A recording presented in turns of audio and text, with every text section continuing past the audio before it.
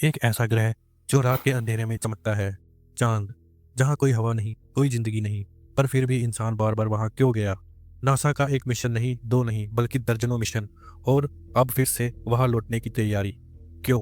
क्या सिर्फ वैज्ञानिक खोज या कोई ऐसा रहस्य जिसे छुपाया गया? आज हम जानेंगे चांद पर अमेरिका के असली मंसूबों का पर्दाफाश, जो किताबों में नहीं मिलेगा और जो आपने कभी नहीं सुना।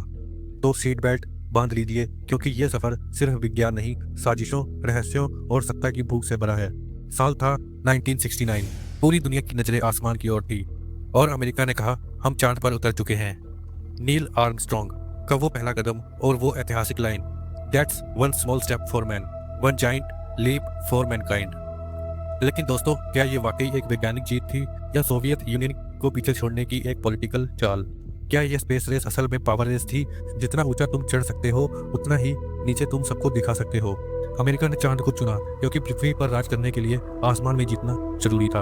अगर मिशन अपोलो 11 से काम पूरा हो गया था, तो फिर 1972 तक अमेरिका ने 6 बार इंसानों को चांद पर क्यों भेजा? क्या नासा बस चट्टाने लाने गया था? क्या चांद सिर्फ रिसर्च के लिए था, या वहां कुछ था? कोई संकेत, कोई संरचना, कोई चेतावनी? 1970 के बाद नासा ने एकदम से अपने लूनर मिशन बंद कर दिए। क्यों? अगर चांद इतना महत्वपूर्ण था, तो अचानक दूरी क्यों बना ली गई? कुछ वैज्ञानिक कहते हैं नासा ने चांद पर कुछ ऐसा देखा जिसे छुपा लिया गया। क्या आपने कभी सुना है मून एनोमलीज के बारे में? नासा की ही तस्वीरों में चांद की सतह पर अजीब छायाएं, सीधी रेखाएं और संरचनाएं मिली हैं, जिन्हें एलियन मेगा स्ट्रक्चर्स कहा गया। कुछ यूएफओ विशेषज्ञ कहते हैं चांद एक नेचुरल सैटेलाइट नहीं है, यह एक होलो स्ट्रक्चर है, एक प्रकार का एंशियंट मॉनिटरिंग स्टेशन।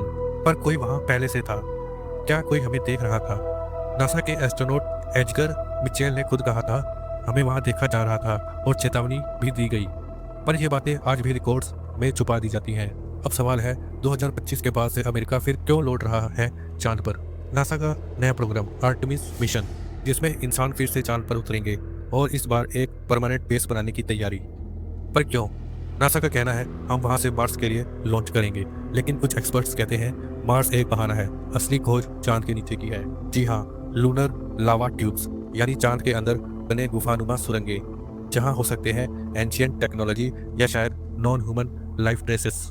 आज अमेरिका अकेला नहीं है, चीन, रूस, भारत सब चांद की रेस में है। क्यों?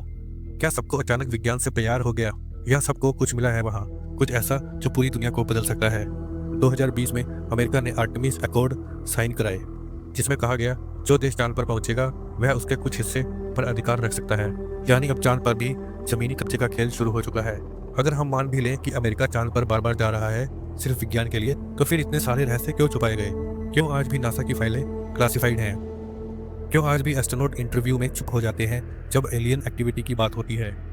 क्या इंसान अकेला है इस ब्रह्मांड में, या कोई ऐसा राज जो सामने आया तो पूरी इंसानियत की सोच हिल जाएगी? चांद सिर्फ एक पथरीला गोला नहीं है, वो एक गवाह है इंसान की लालच का, डर का और खोज की प्यास का। और अमेरिका चांद पर सिर्फ कदम नहीं रख रहा, वो वहां अपनी छाया फैला रहा है। क्यों? क्योंकि जो चांद को समझ ले वो भविष्य की दिशा तय करेगा। अब सवाल ये है, क्या हम सच्चाई जानने को तैयार हैं? अगर आप चाहते हैं कि हम चांद से जुड़े और भी रहस्यों की परतें खोलें, तो इस वीडियो को लाइक करें, अपने दोस्तों के साथ शेयर करें और कमेंट करके बताएं क्या वाकई चांद पर कोई और था। और हाँ, इस चैनल को सब्सक्राइब करना मत भूलिए, क्योंकि अगली कहानी उससे भी ज़्यादा रहस्यमय होगी। धन्यवाद।